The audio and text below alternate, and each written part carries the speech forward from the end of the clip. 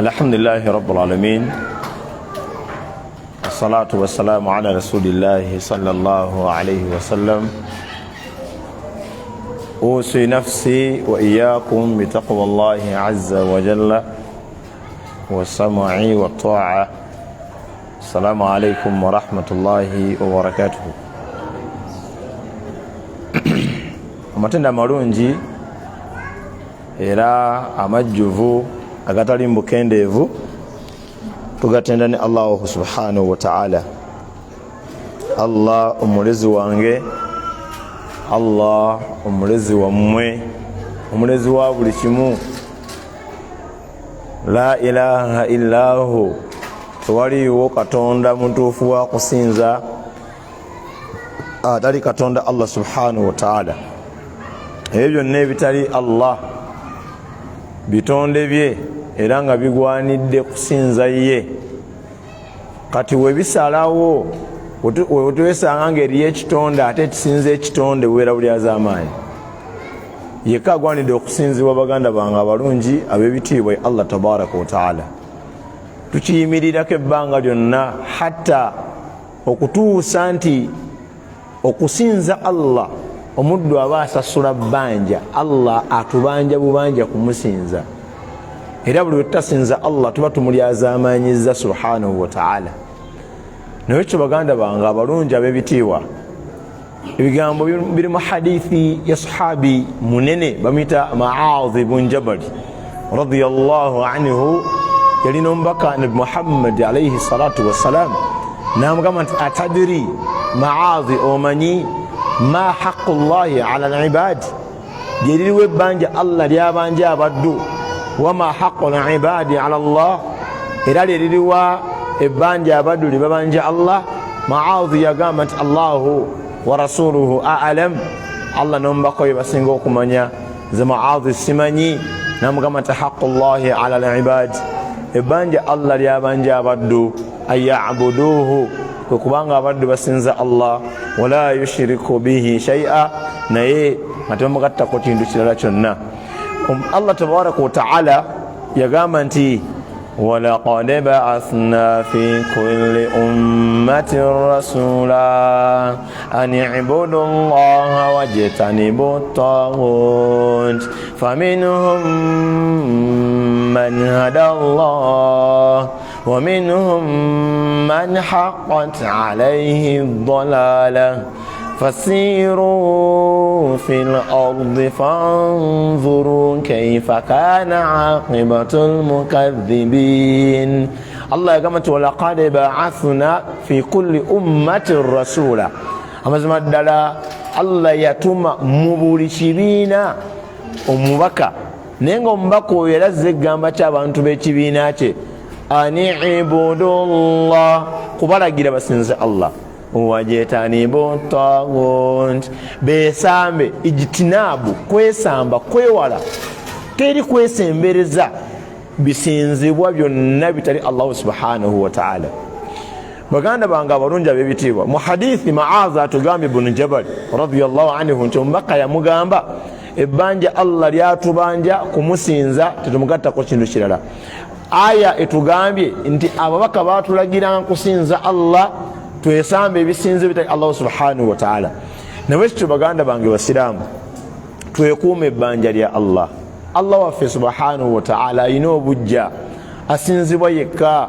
Tuve mu kategori y'abasiraamu abasinza Allah nga tugenda ne mu masabo, ebyo Allah takkaanya nabyo subhanahu wa ta'ala. Ate Allah fi alimun hatta huwa ya'lam bi dhati sudur, Allah amanyi n'okutuusa ebiri mu bifuba nga tonnakyogera Allah aba akimanyi, wa kaifa kyoyogedde ne kyokoze. Nawekyo baganda bange basiraamu, Allah waffe tumusinza yekka subhanahu wa ta'ala, tetumugatta ku kintu kirala. Allah tumusaba nga tumwegayirira asibengera bye n'emirembe ku nabbi waffe Muhammad sallallahu alayhi wa sallam. Allah yatumira nabbi oyo nga rahmatan lil alamin, nga kyakusaasira ebitonde byonna, bashiran wa nadhira. Allah yamutumanga musanyusa abaddu abakoze eddiini nga Allah wajagala abo amawulire ag'essanyu. Allah agenda bawejjana, Allah agenda basonyiwa, Allah agenda basiima nefaanana ng'ebyo.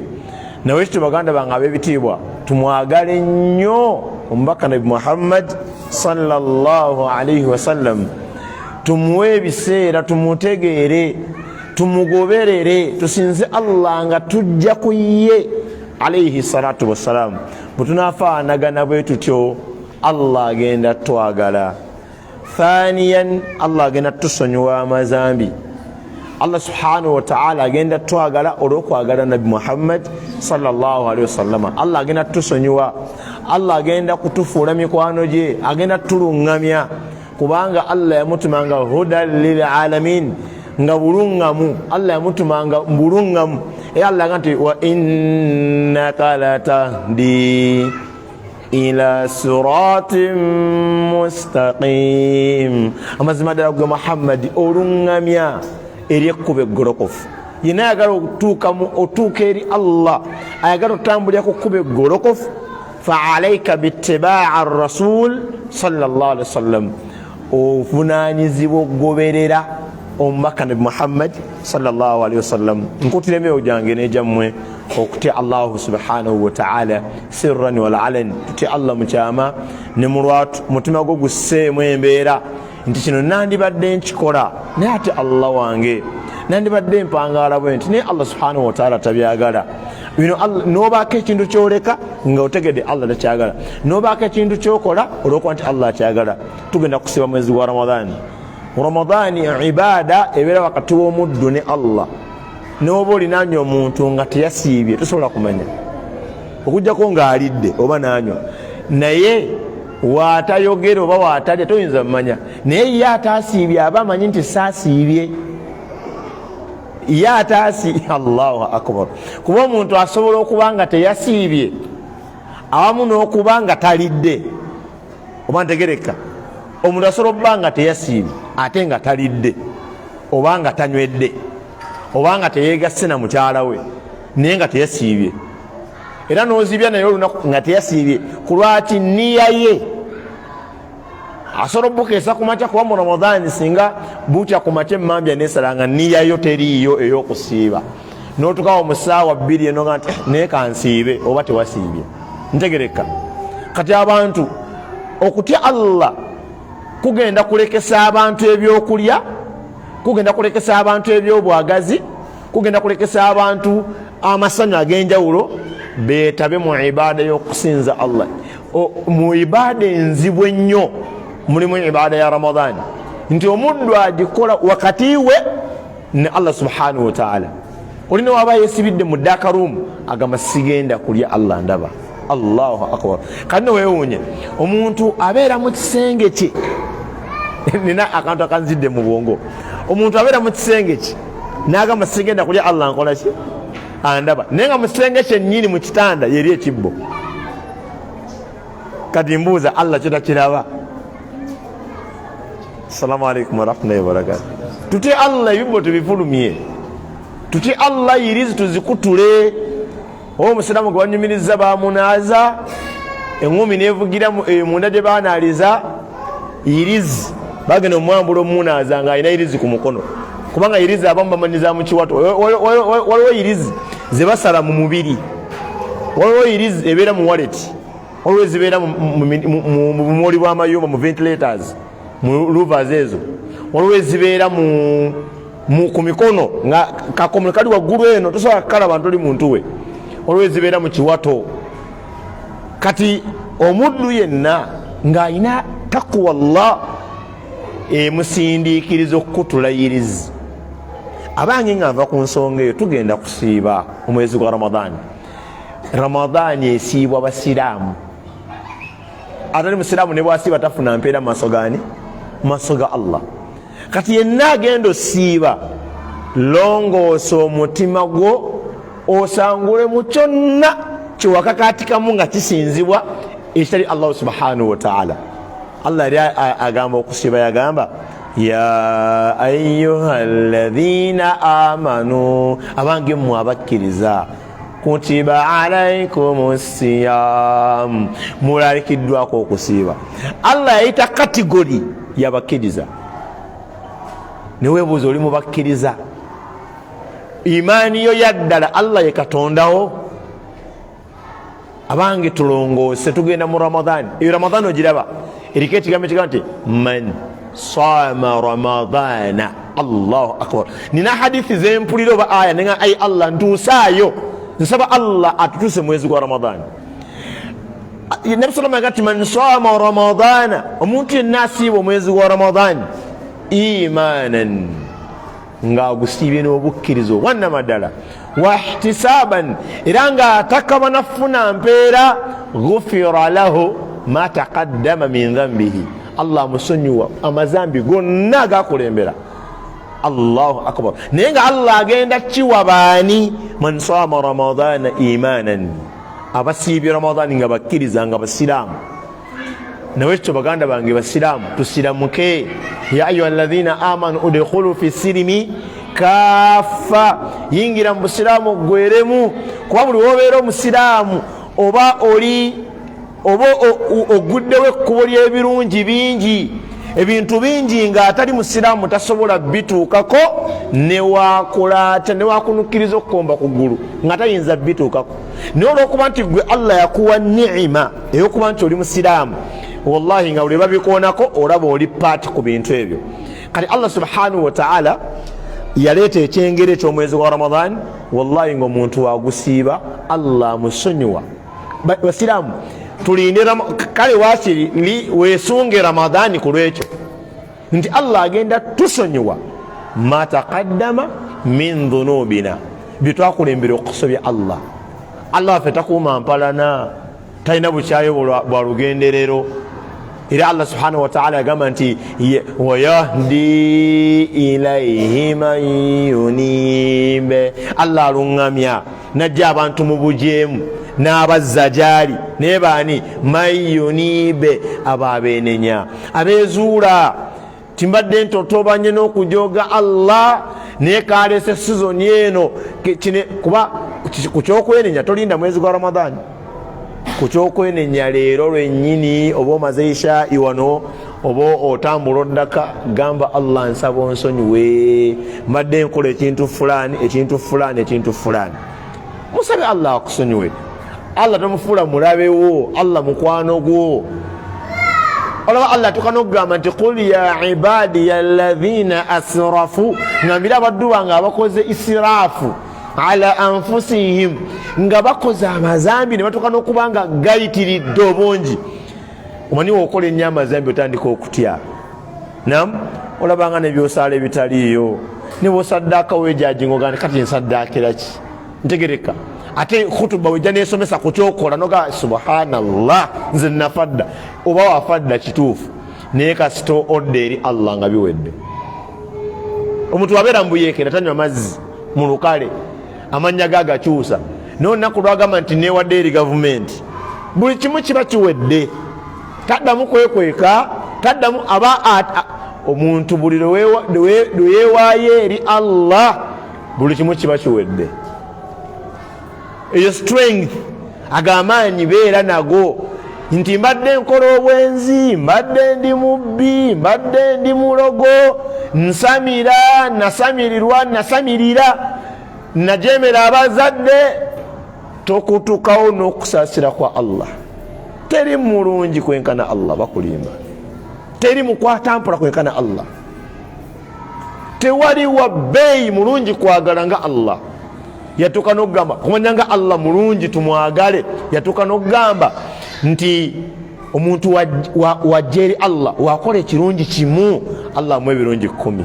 Nam ate wakola ekibi kimu Allah amuwa ekibi kimu, oba omusonyiwa. Allahu akbar. Allah amuwaamu ekibi kimu oba omukola ki omusonyiwa. Kati baganda bange basiraamu, nze neesunga omwezi gwa Ramadani, waliwo ebisobye okuva ku Ramadani eyaggwa paka kwene ekola ki, nsaba Allah agireete nga tukyali balamu, atuwe okwenenya. Tusabe Allah, yigamba Allah ezambi lyo mu Luganda va ku Luwarabu. Ojja kwagala omugamba nsonyiwa ate omugambe ennyongera ekibonerezo mu Luwarabu lwotamanyi.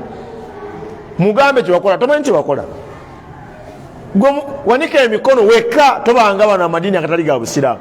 Wanika emikono kiro, ayi Allah ekituufu ogwo omulambo gwe basanga ku kkubo nze nagusuulawo, ne Allah mboneredde mboneredde ya Allah nkusaba onsonyiwe. Allah ekisoyina kingi, Allah gwe wantonda, wallahi Allah agenda kukusonyiwa. Nga nva ku kigambo ekyo ku mulembe gwa Nabbi Musa alayhi salatu wassalam, waliwo omusajja yakola amazambi. Allahu akbar. Okumanya nga amazambi gaali mangi, abantu b'ekyalo beegatta ne bamugoba ku kyalo nga tebasobola mumusobola.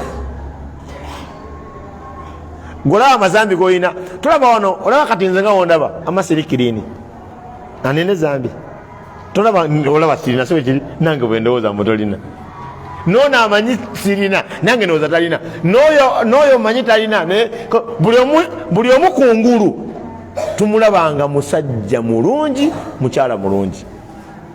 Naye ono gwenjogerako yakola amazambi n'abantu ne batukoga nti bannange omusajja atuvire ku kyalo.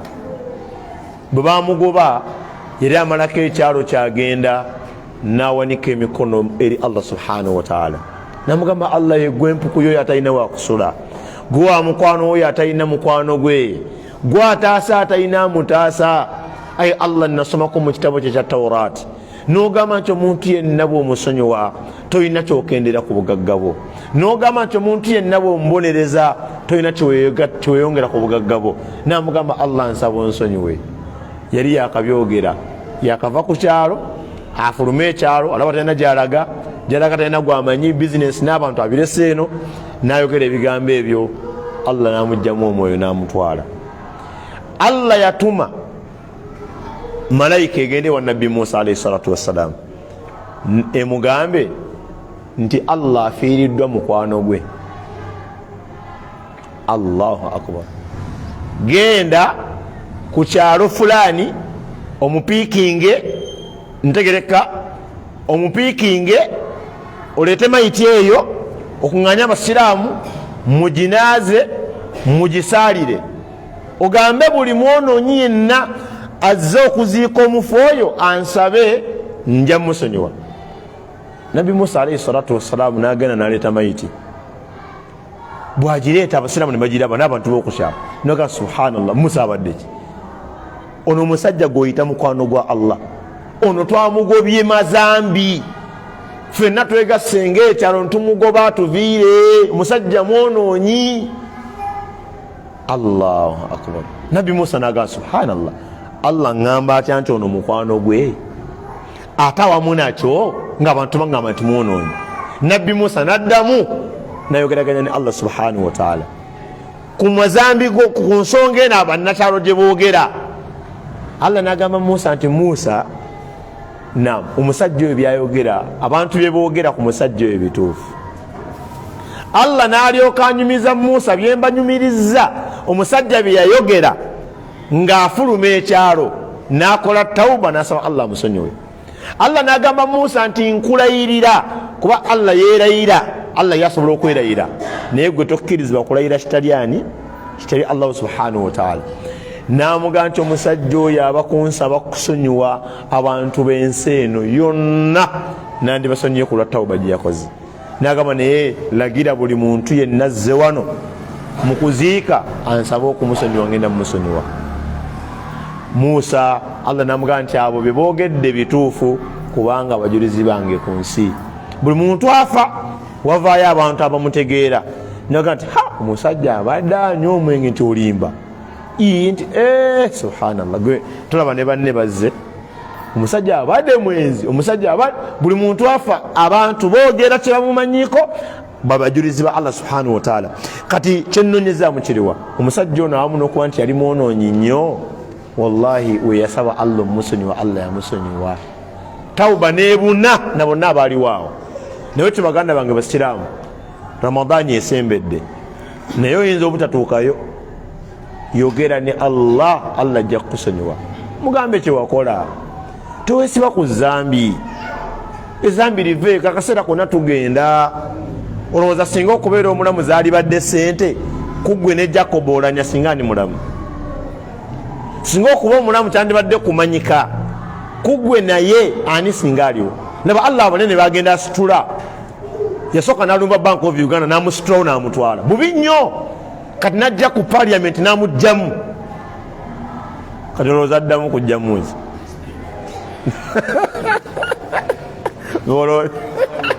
ayinza obba addamu kujjawo gwe tulowoleza nnyo ku balala oba oyinza obba nze gwadiliitinga naye allah yandibadde akudiliitinga nga weewozaako ku byakusobako. Allah nsonyiwe, wallahi Allah ajja kukusonyiwa. Musonyiyi ghafurur rahim, watsa kingi atwagala, tetudduka Allah. Allah tuongere kusembera gyali. Ne kati kino kanti kugambe ne bwoba okoze zambi eryenkana wa la taqnatu min rahmatillah, togamba nti Allah ayinza obutansonyiwa. Ekyo kiri haramu, hatta nti kyabonerezesa, ekyo kyavunanyisa abantu bangi abatukulembera abekiika mu kusonyiwa kwa Allah nti gwe kubyo wakakola gwe simanyi kalonaiza n'okusonyiwa. Wallahi eyo ofisi yajesigaliza. Ensobi z'abaddu ziri wakati wa Allah nabaki nabaddu be jalla jalaaluhu. Nsaba Allah tabaraka wa taala atuwe okutegeera ebigambo ebyo tubigumireko. Allah yatugamba rabbul alamin nti ya ayuha alladhina amanu, abange mu abakkiriza, ittaqullah, muti Allah subhanahu wa ta'ala haqqa tuqatihi, mubukakafu bw'okutya Allah, wala tamutunna illa wa antum muslimun. Allah natugamba jalla jalaaluhu temufanga okujjako nga muli basiraamu.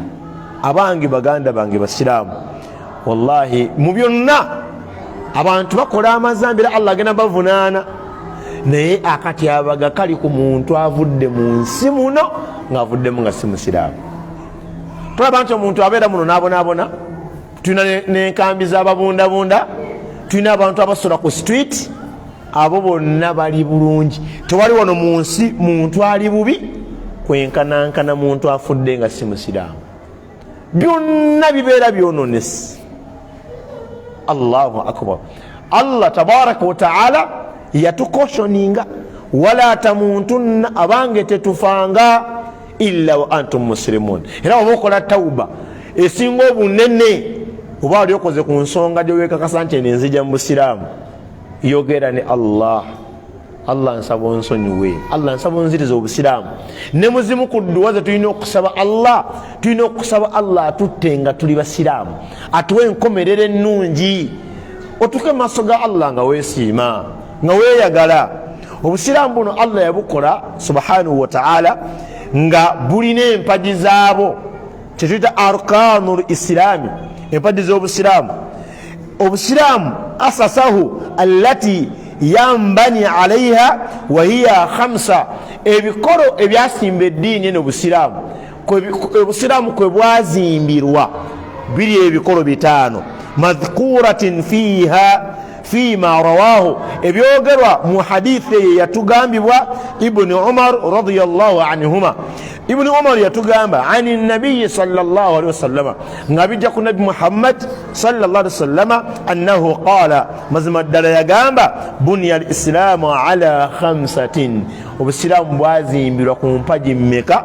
Ku mpaji ttaano. Ala an yuwahhida Allah, ng'ensookera ddala yemudde okwawula Allah subhanahu wa ta'ala. Wa fi riwaya ala khams, ate mu njatula ya hadithi endala tiyagamba khamsati, yagamba ala khams, ku mpaji ttaano. Esookera ddala shahadatu an la ilaha illa Allah, ye muntu okukakasa, ye muntu okukakasa tewaliiwo kigwanidde kusinzibwa kitali Allah. Empaji y'obusiraamu bwetwogera ku mpaji, nam oba nkyogere ntya, njagala nkijje mu kifaananyi ky'omuzimbo, oba nkizze mu kiriwa, nkizze ku kye kinaategereka amangu. Omuntu aba naafumba omuceere, biki ebirina okubeerawo gubeere muceere? Mumpeeyo nga webibuulawo teguba muceere. Ennyaanya bajja kukwata ennyaanya zisobola obutabeera mu muceere ne gubeera muceere, n'akatundu kasobola obutabeera mu muceere ne gubeera muceere.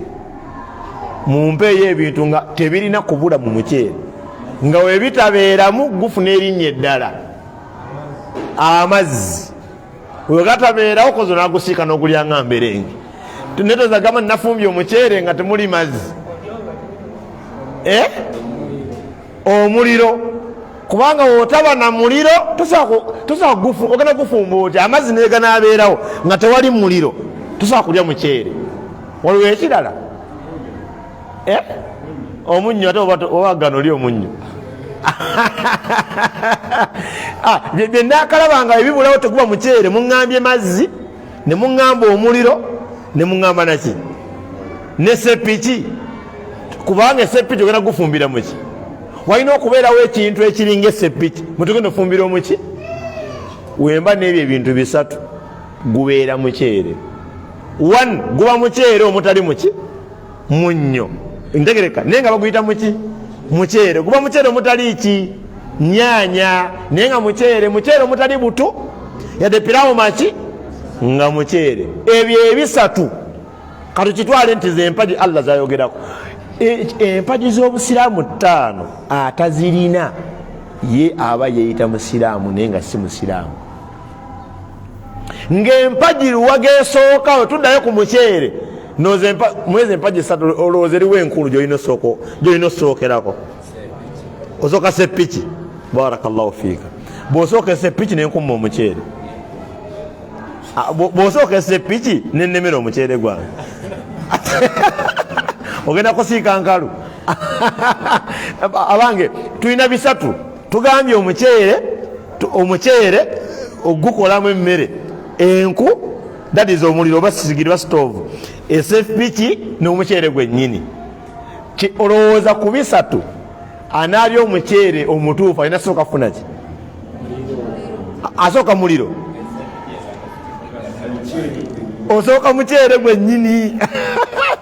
Mwona asooka omuliro n'ennimiro omuceere. Osooka muceere. Era n'ojja n'ogamba muno nina akaceere kange naye waayi kannemesezza endya. Agati akwata esepiki. Naye ogamba nina sepiki yange. Naye mbulidde nga gye nfuminamu omuceere.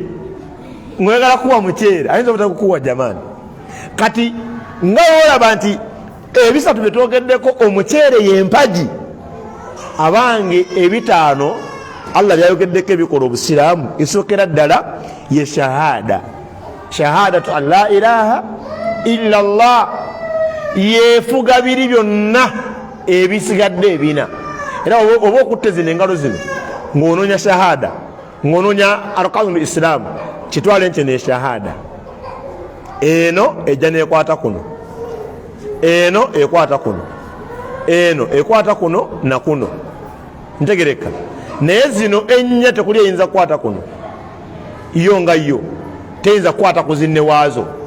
Kati omuntu mu byalina okwegendereza baganda bange basiraamu weegendereze shahada. Kubanga empagi esooka shahadatu an la ilaha illa Allah wa anna Muhammada rasulullah.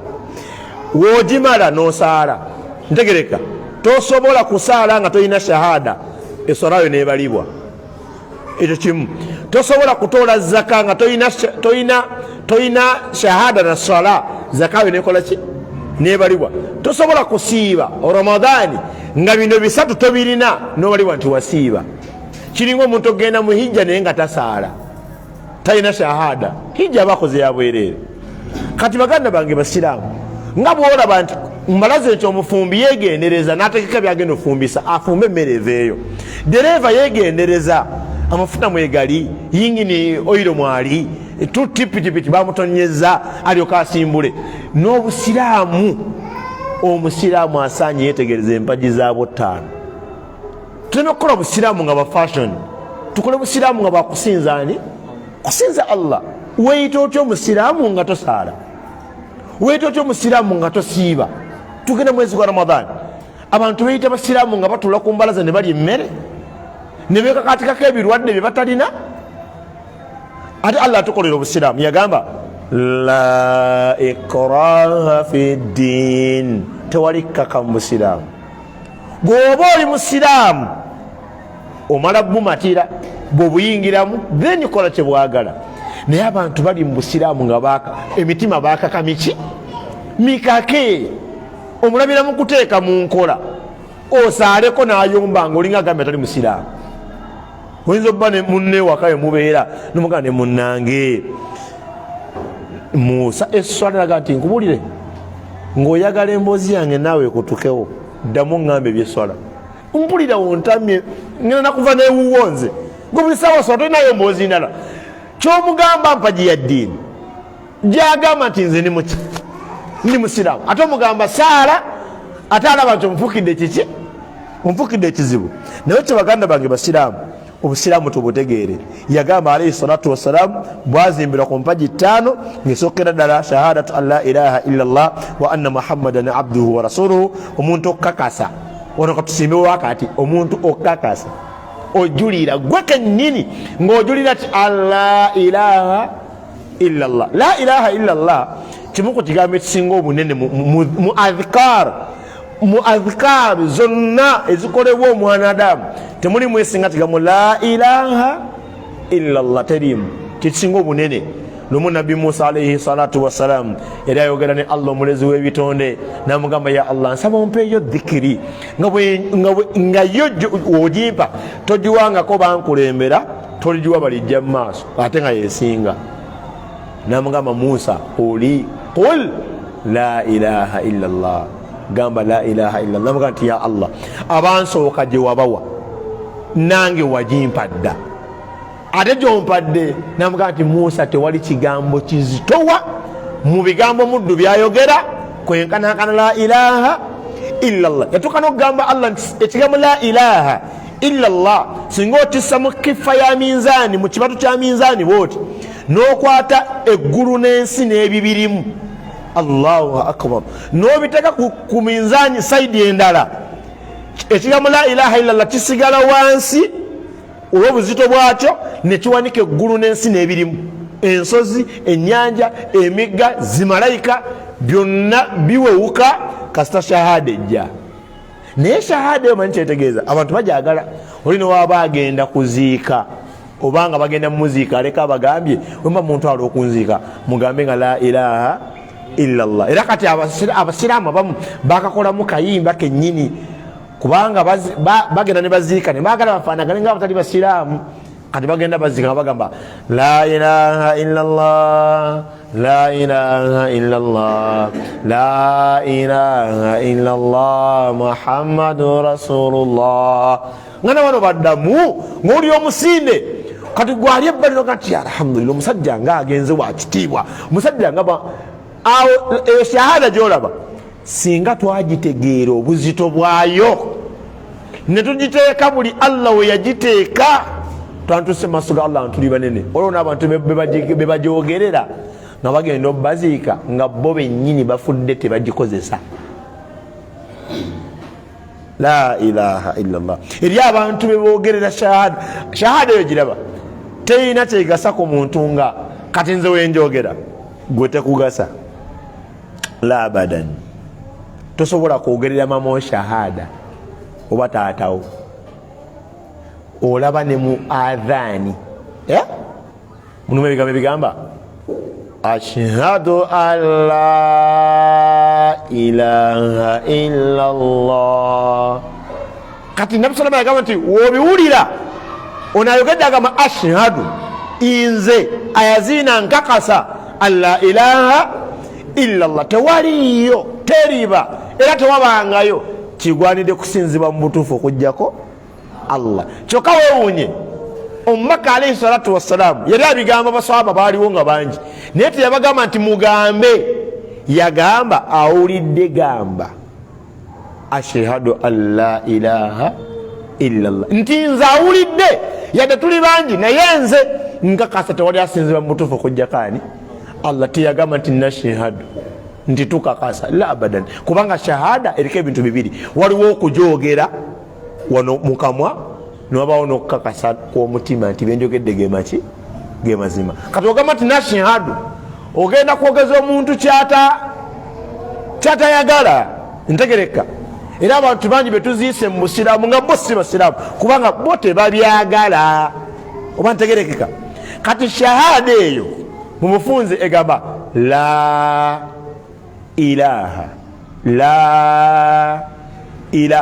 eno la egamba nafiyan Allah yakola eddiini erisitedde omuntu obusiraamu bwagenda kuba abantu basooka kubeera basiraamu bonna okuva ku nabi Adamu alayhi salatu wassalamu ne Allah yamanya abaddu bano batwa ku mulembe gwa nabbi Nuhu alayhi salatu wassalam ne batandika okwesamiza lubaale mayembe bitege ebyo bibumbe kati Allah raga nti yenna anaaba omusiraamu asooka kusangulawo bino byeyeteekeddewo n'ayimirizaawo Allah.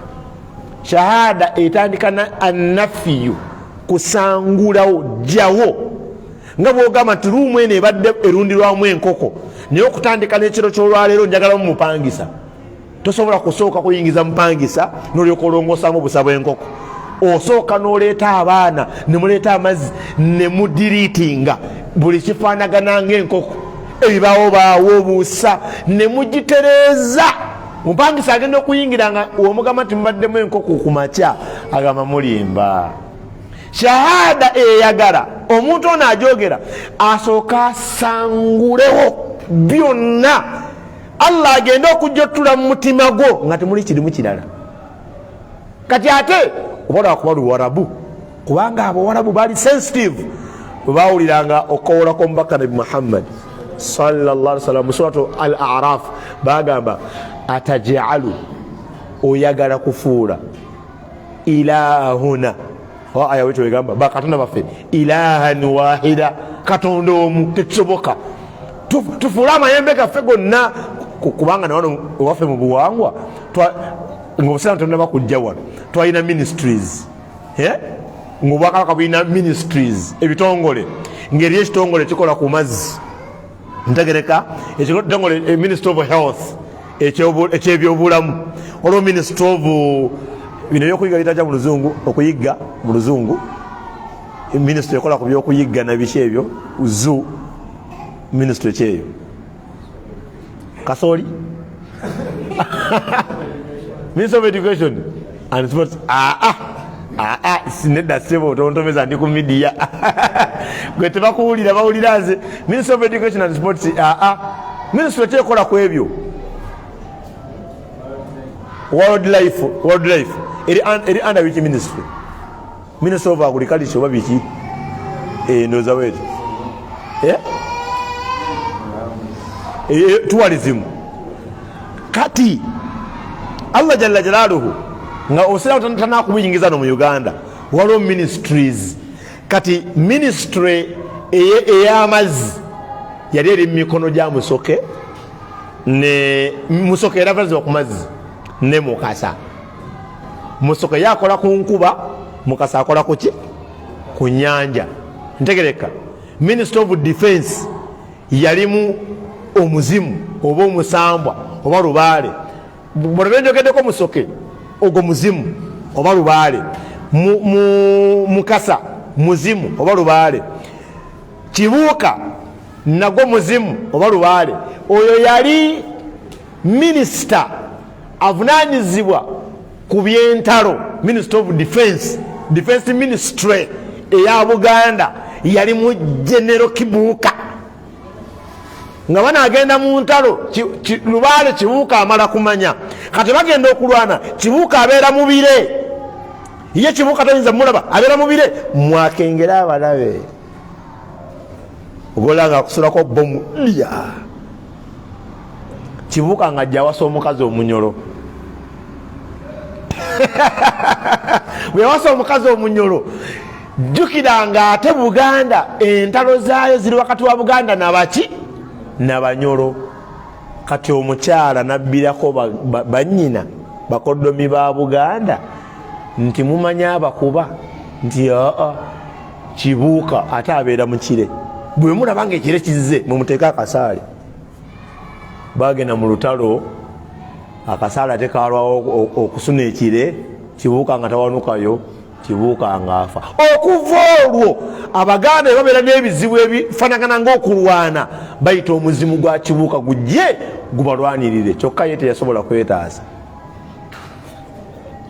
Kati waliwo ministry ekola ku bya health ebyobulamu, kuzaala kw'abakyala, tambula mu bwoti, lya ku miyembe, lya ku ttaka, wegattulako mu ttooyi nga ali omunyamukyala nga ali lubuto. They can do things alone and you say uno mukyala abadde ati. Era baba bakwegendereza. Oli mufumbo? Oh baba oli mufumbo? oliye ibarakallahu fik mashallah webale kumanya nsonga kali fe famanye ensonga awo muno watuuka nakusobera yalinga akutuma chapati za Rolex akutuma chapati nga ate esiriddeko noka subhanallah seeka njagala esiridde nolowooza akyasaaga nogireeta ennamu nagikukuba nakusabye chapati ngaesiridde ate ojja gireeta nogireeta nagiryanga musanyufu nomuwa obuugi naga nti saagala musukaali nomuwa eryenvu nakwatake nagenda twalinga ku ttooyi gyoliire eno nti owaayi nze njagala wano naliira. Allahu akbar, Allah batusaasirire. Kati balina minisita avunanyizibwa ku bantu abo bamitanga mukasa n'ebirala bingi. Kati obusiraamu okujja bwannyonnyola abantu ne bubagamba nti obadde ng'oyagala enkuba ng'oyogera na musoke, obadde ng'oyagala oyita ku nnyanja emirembe ng'ogamba mukasa, obadde ng'ofuna abaana abalongo oba omu ng'oweebaza mukasa, obadde ng'ogenda mu kulwana ng'oyita kibuuka, obadde ng'ogenda okuyigga ng'okoola ddungu, obadde ng'ogenda okuyita ku migga ng'oyita ssezzibwa, obadde nga ku nnyanja ng'oyita nalubaale, toddamu kubiyita. Ate tukoze otya? Kati yita Allah. Ministry zonna ziri wansi we, ye la ilaha illallah, nti bino byonna mbisangudde nsigazza Allah. Tuva nti abantu byabasobera tebabisangula, bayingira mu busiraamu ne bayingira nabyo. Eno bwasala ku swala wagenda musaba okusaba abaana, oba ogitegeera? Yava mu nsiko nga minisita mu buyeekera, n'abayekera mbubeewagafa eyo, gwe minisita yo gwe bino neyewayo eri gavumenti, kyokka n'alowooza mbasigadde minisita era asuubira mukubira zaani the salute. Nabwe kityo omuntu aba asiramuka shahada egamba la ilaha nafiyan jamiin ma yu'badu min dunillah, nsanguddewo byonna, nsanguddewo byonna ebisinziwo ebitali Allah, illa Allah muthbitan lilibadati lillahi wahdahu la sharika la. Ibada zange zonna nzinywezezza nzikola kulwa Allah omu, simugattako bintu birala.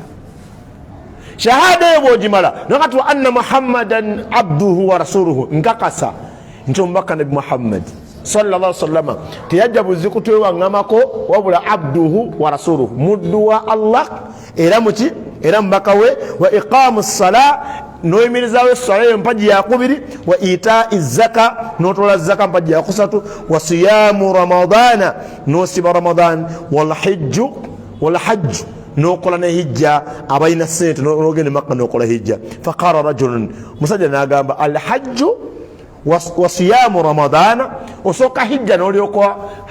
Omubaka yasooka gamba hijja nazzaako okusiba ramadan. Qala ibn Umar namugamba la nedda, siyamu ramadana wal hajj, yagamba okusiba ramadani nga empaji eyokuna, wal hajju nokola hijja empaji eyokumeka eyokutaano. Hakadha sami'tuhu min rasulillahi sallallahu alaihi wasallam, bwekyo wenakiwulira ku mbaka wa Allah sallallahu alaihi wasallam. Muttafaqun alaihi, hadith eri muttafaqun alaihi.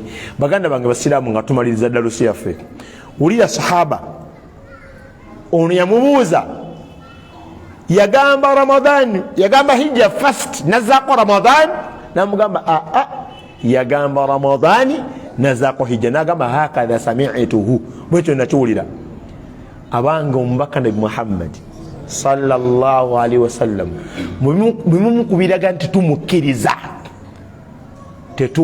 tetumwogeza kyatayogera, tetuwakanya kyetukakasa nti yakikola ki yakyogera, tetukola kintu mu ddiini nga tetukikoze nga bwe yakikola sallallahu alaihi wasallam. Waliwo abantu abatamwagala, nam mpa ku mushafu awo tumalirize ne aya eno eri mu suratu al-anbiya sura ya 21 ku mushafu gwarazeewo guguno wano, jangu wano mpa omushafu suratu al-anbiya eno aya najirabye nengamba subhanallah Allah nsaba tusasire leeta eyo Luwarabu ate ononyetya leeta eno ate wadde oyagala kumpa etya nagambye Allah atusaasire abange nsaba Allah atusaasire atuwa okugoberera omubaka nabi Muhammad sallallahu alaihi wasallam atuwa okumwagala abantu tebamwagala tebagala nabi sallallahu alaihi wasallam wallahi tebamwagala yagamba Allah subhanahu wa ta'ala suratu al-anbiya sura ya 21 aya 36 yagamba ta'udhu billahi minash shaitanir rajim وَإِذَا رَآكَ الَّذِينَ كَفَرُوا إِن يَتَّخِذُونَكَ إِلَّا هُزُوًا أَهَذَا الَّذِي يَذْكُرُ آلِهَتَكُمْ وَهُمْ بِذِكْرِ الرَّحْمَنِ هُمْ كَافِرُونَ يَقَمَتُ وَإِذَا رَآكَ الَّذِينَ كَفَرُوا بُبَقُلَ بَابَ kinetigambo subhanallah bwebakulaba abakafiri bwebakulaba abatakkiriza Allah bwebakulaba abawakanya enkomerero bwebakulaba abawakanya omubaka nabi Muhammad sallallahu alaihi wasallam iyatakhidhunaka illa huzwa tebakulaba nga kyamakulu wabula kyakujerega oyogera gye bali ne bakukakkanya nga bagamba ahadha alladhi oyo no yoyo yadhkuru alihatakum ayogera ku bakatonda bammwe nga bamutunulira mu ngeri okuba nti wawansi bamujerega bamulengeza ne Allah agambye bani abakikola alladhina madha kafaru abatakkiriza Allah abangi baganda bange basiramu tewetantalanga tewesulanga mu ntata tozesulangamu olunaku lumu oba essaawa oba akatikitiki nobeera mu bantu abajerega omubaka nabi Muhammad sallallahu alaihi wasallam niwaba kyayogedde owulira nga omutima tegunnakyagala wakirisirika kubanga notamu obutamwa mu mutima notayogera hadha kufur aidan nabwo bukafiri maaso ga Allah omubaka ng'ayogedde n'okikyawa mu mutima sallallahu alaihi wasallam kikujja mu busiraamu wakaifa ate onaayogera agoberezaako n'ebigambo nakati ebyo nebyo muliko mbu omubaka yagamba ebyo byabawarabu naffe tulina ebyaffe subhanallah ate ng'amala ng'agamba Allahu akbar alhamdulillahi rabbil alamin amatendo gonna ga Allah omulezi w'ebitonde byonna arrahmanir rahim omusasizi w'ekisa ekingi maliki yaumiddin ye mufuzi olunaku lw'enkomerero iyaka na'budu wa iyaka nasta'in gwewekka gwensinza gwewekka gwenesigamira gwe gwensaba ntaase nga Allah agamba nti ekyo kiri wakati wange nawe okakasa bameka Allah babiyiisa ng'ayogedde Allah n'akigoba ng'alimba newekyo baganda baye nga tumaliza ebigambo byaffe omubaka nabi Muhammad sallallahu alaihi wasallam bane mumusalire aliko empeera omubaka nabi Muhammad sallallahu alaihi wasallam otekamu ne ku kajanja oyo olaba ogeze ku mufuzi bana bagenda okufenja bafooka envunyu nowulira nga nolaga amaanyi fe ab'ekibiina gundi ate kino ekyaddala biri byakiyayi bino ebya politics ebyo byakiyita mu lujja amaanyi agali gogezebwa mu kalulu kati galagawa n'abamu ne atayazi bazigawa wala bazisuula nga tewayi ndeka sina gambala bintu kunkubya naye mukadde ka kalulu wali ng'atalina banne bamuwa ono gwe twogerako nabi Muhammad sallallahu alaihi wasallam si wa sizoni ye nabbi nga bw'omukkiriza obeera owonye era ye nabbi afuula abasiraamu ntuli basiraamu era ye yafuula abatali basiraamu nti si basiraamu kubanga baagaana okumukkiriza nabbi alina okukkirizibwa abantu b'ensi eno yonna rasulan nabbi Allah gwe yatuma ila nnasi kaffa eri abantu bonna naye baganda bange basiraamu eno nze aya natidde nti Allah waakugerera olunaku lumu kati kankugereze omusiraamu bw'aba alya nam nze wemba ndya nkozesa ebintu bibiri oluusi ndiisa engalo oluusi ndiisa ani fooko ne jjiiko, kubanga fooko ne jjiiko tebiri haramu. naye mba ngenda okulya yadde ngenda kulisa jjiiko nsooka ne naaba engalo, kubanga oluvannyuma lw'okulya waliyo sunna, waliyo enkola y'omubaka nabi Muhammad sallallahu alaihi wasallam nti yakwatanga essowaani, yakwatanga essowaani nasooka agikuba olugalo, weewunye nga kuse naye ng'ali akola Allah kyayagala n'agikomba. Aisha radiyallahu anha yagamba nti omubaka yaliiranga ku ssowaani ne tuzizza mu kabada nga tulowooza tezinnalya, n'atugamba nedda togiyingiza eyo eya guliini kwenva okuliira, nga tebajawula kuziva kulya. waaba owebbeyi yakomba essowaani sallallahu alaihi wasallama, wa kaifa anta, ate gwe bameka abakoze ebintu nga tebabyagala olw'okuba kyebakkiririzaamu kibyagala. ogeza eri abambadde t-shirt z'ebibiina nga tajagala nga nako, nga musajja wa makanzu, musajja wa masaati, nagamba waye ogw'ekibiina gutuleebukanya katumale akalulu kano. bameka abambadde kanzu zine mutegaki nsowera ezaffe ekanzu y'abaganda gira mutega nsowera, oba lwaki ate oba omuleera ng'ekituufu waataba ku mukolo tajambala, naye ku lwaki omukolo gye gwagala? lwaki temukomba essowaani? kubanga nabbi kye yasomesa sallallahu alaihi wasallam, kubanga Allah yagamba omuntu yenna la ilaha illallah kul, baŋambire bonna abagamba nti baagala Allah, bagamba otya in kuntum tuhibbuna Allah, bwe mugamba nti mwagala Allah fattabi'uni, mungoberere. tutya bwe muba mulya emmere mulyenga bwe nalyanga. walyanga otya ya Rasulallah? nagivanga kumu nga negendese ku sowaani, omugenyi wajja asobola ogirya nga tamanyi nti bagiriddeko. bwe wagimala nko wakolanga otya ya Rasulallah? nakombanga essowaani. omukyala yafumbanga emmere ya Rasulallah netakuwoomera, wagikolanga otya? nagirekanga saagivumanga, namugambanga nti munnaye amayoni gakalubye sijja sobola kugalya, naye kandiye chapati. saavumanga mmere, saavumanga mukyala. nkola ya mubaka nabi Muhammad sallallahu alaihi wasallam. naye kati gwe weenonye weebuuze mu byenkonyeeko ogwawa, muli emmere nemubanga abatali basiraamu, ebigumbagumba bisupu kawunga kalalidde mu bijanjaalo, noleka essowaani nga n'omwana waga nti dadi siyinza nabbirya, n'omwana wabitya. naawe ovaawooko n'ogenda otywa amazzi ku firiji nodda webiri, toyinza bbirya. mugezeeko mulyengo obusiraamu bwe bugamba. ne mukyala wagenda kukuwa asooka n'akujereka, kubanga ashaitaanu minal jinnati wannasi.